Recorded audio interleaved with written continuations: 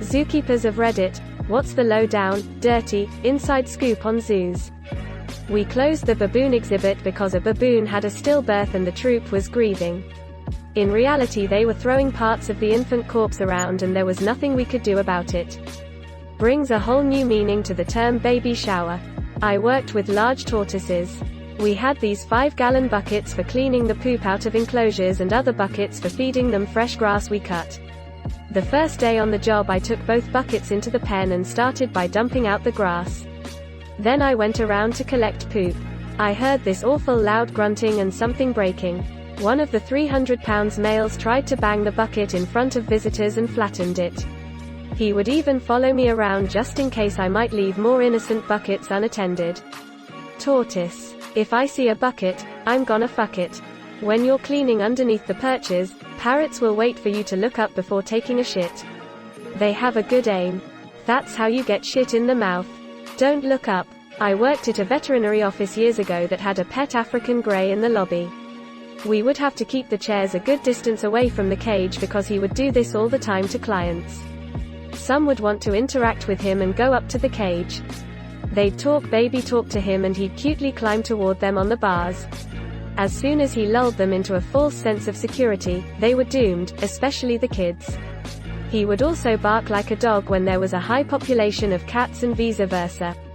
He loved to rile the room up. Or he'd say, "Nice kitty, doggy." He was known to ring like the telephone and mimic us answering it. His sound and word vocabulary was huge. One night, I was at the clinic alone finishing up paperwork. I was hunkered over the counter concentrating when I hear a deep male voice behind me say, "Hello." I froze. I knew I should be alone and no one had come in or I would have heard the alarm chime. Did someone hide in the clinic until closing? Then I hear it again, almost in a question. I slowly turn and realize it's coming from the cage. That parrot almost stopped my heart that night. Used to work at a zoo. Cold weather makes the animals more active, so go on a chilly day or first thing in the morning to see the best show from the animals. Also, those free roaming peacocks are really stupid and sometimes go in the lions exhibit and get torn up. Edit. Because of lots of questions about where, this was the Tortfayers Park Zoo in Idaho. You reminded me of a magical memory I treasure. I also worked at a zoo when I was like 16 and I was the only employee working in a little cabin serving food in front of the sea lions. One particular summer, they scheduled me to work on my own there every single day because I was dependable. The sea lions performed a show at 1 o'clock. On sunny days, I was too busy providing food for the humans during the show to see. When it rained, I was blessed. The zookeeper that was in charge of the show had to show up anyways to feed the sea lions, and one zookeeper had asked me, "Don't you get lonely there?" when I just started working there. I said, "Kind of." Ever since, when it rained, with no people there, she would go and perform the whole show specially for me. I clapped and cheered and she bowed at the end. On those days it was me, maybe one parent and a kid that ran by and stood by the cabin to shelter from the rain. They would buy ice cream and say I had a nice job. I never got to know the name of the zookeeper, but I am grateful to her. Unrelated, I've also witnessed a group of baboons tearing a pigeon to shreds. Monkeys are savage creatures. The poor penguin keepers can never quite get rid of the miasma of dead fish that envelopes them. As for me, the stinkiest job I ever had to do was cleaning out the duck ponds. Managed to empty a whole train carriage that evening, even though I had changed and my work clothes were double bagged. As a teen I worked as a janitor at a private school. One of my duties was dumping out and rinsing the kiddie pool belonging to the duck. The muck on the bottom of that thing, especially in summer, fricking ***stank. Everybody is overeducated and wildly underpaid. Typically most single people can last about 2 to 3 years before they have to move on. The ones with longevity have spouses who bring home the bread and let them chase their dreams. Winters suck. Part-time hours and being outside in the cold. The dolphin trainers are stuck up. They are like the jocks in high school. They usually try to stay in shape because wetsuits aren't flattering. They perform daily and people love them, so they have an ego. You dread when a coworker gets pregnant because you'll have to pick up extra tasks. I was a keeper aide, which is just an unpaid volunteer who is there to gain experience for eventually working at the zoo. After 2 years of doing all of the zookeepers' cleaning work, I just moved on because the zoo was government funded and therefore no one ever left due to the benefits. I enjoyed my experience and the people I met, but couldn't clean cages for free forever. Our lions will urinate on guests if they get too close, which is always funny to see. Not so funny to smell. I got peed on by a lion once. There was 2 fences in between me and that lion and it still hit my leg. Went on a behind-the-scenes tour of the zoo. Saw quite a few bunnies come out during the tour. The neighboring park had a problem with people abandoning pet rabbits. It was pretty clear the dumb bunnies were getting into predator enclosures. Tour guide confirmed they were regularly getting eaten. Tour guide also indicated other urban wildlife, raccoons, possums, squirrels, birds were regularly eaten by predators. Said that when they drained the lion enclosure moat for maintenance it was filled with the bones of small mammals. The most amusing stories were about the orangutans who are wicked smart. Zookeeper trained them to give over items in exchange for food in case they needed to get something from them in the enclosure. But orangutans are smart, and realized if they break things up and hand it back in lots of little pieces they get more food. They disassembled a radio that accidentally got left in the enclosure and when there was an opossum in the enclosure the results were a bit more gruesome. Of all animals I am the most afraid of apes. If you work with the animals there's a good chance you'll not be able to have any kind of social life, between the long hours, weekends and the stench. I've been kicked out of stores after work because I apparently stunk way worse than I thought I did, even after scrubbing off. And I'm around animals every day, but I still can't stand when otter, sea lion keepers are around me in all-hands meetings.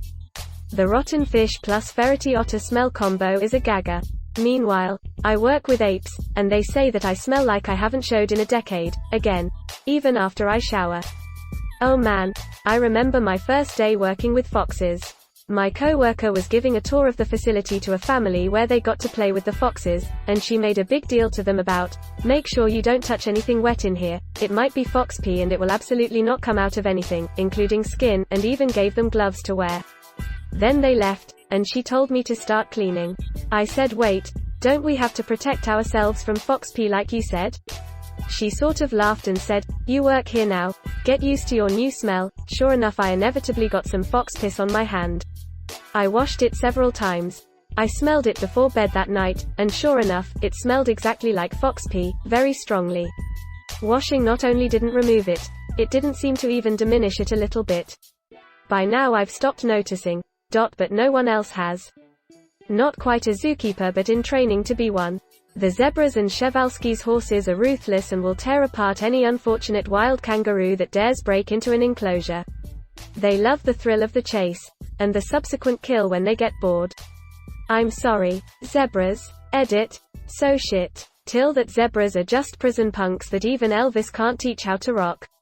Also instantly my highest upvoted comment is about zebras. Cannot complain. Lions know fully well that they can't get through the glass. They do that just to get attention. I worked at a zoo, in their museum function, not with the animals, and there was no glass in the big cat's enclosure. There was a giant moat, which the tigera were always playing in, and a 20-odd foot straight vertical concrete wall. You could tell when they were in play mode. They'd pace back and forth along the edge of the moat and suddenly jump in, surprise, and roll around on their backs. For the casual visitor, they seemed like an oversized house cat. While they absolutely had small cat-like behaviors, I could never for a second forget what that could do. There was one particularly traumatic event with the lions on a very warm and very packed spring day. The zoo was inside a large park, so various animala wandered through the zoo all day. One unfortunate day, a large deer fell into the lion enclosure. The adolescent male stalked it and ran it down within about 30 seconds and tore the deer to shreds. In front of dozens of horrified adults and screaming kids. I felt kind of bad that so many people saw, but, like, circle of life. Dead zoo animals are sometimes fed to carnivores. There's a farm, zoo in the UK that uses crocodiles to get rid of dead cows. The owner once said he'd like the same end when he dies. Have you seen the price of caskets these days? Can't blame the guy. Not a zookeeper, but I'm a zoologist. Aquariums have captive breeding programs for some of the dolphins and whales, but they are too difficult to transport for mating. So they have to use artificial insemination, which requires semen samples from whales. which means that it's someone's job to give hand jobs to dolphins and whales in order to collect the sperm. It's part of the animal's training, and the whales will roll over and present their genitals on command. In dirty jobs, Mike had to jack a horse off. Addition to my comment. Later in the seasons he got to do the same with chickens. Except instead of a sleeve, he used a straw to suck the genetic material from the roosters. Not a zookeeper but worked in a zoo's warehouse for a couple years. Next time you go, ask someone which animals are kill on sight in an escape. The answers will surprise you. Lions and tigers are typically on the tranquil and capture list, but a jaguar the size of a golden retriever is COS. The zoo I was with, the 2 jags were the only animals on site that were on the shoot to kill list. Even the silverback was the tranquil first list. Edit to answer, why, jags will kill for sport, and if they escape they will claim an area as their own, then hunt and kill anyone in that area that they perceive as a threat to them, or their food. All those videos of jags rubbing their paws on the glass near children? They weren't hungry, the kids just look fun to kill to the jag. Did they ever explain why? I used to volunteer weekly at a large zoo, and at one point management started doing monthly dangerous animal escape drills. Someone would run around in a lion onesie and we'd have to react as if one of the large animals had escaped. It was hilarious, but one of the funniest things I was taught was that if an incident did occur you have to tell the nearby guests to get inside only once. If after that they refused to follow you indoors, the protocol was to hole up in the large activity center buildings. You're to leave them there, go inside yourself and lock the doors.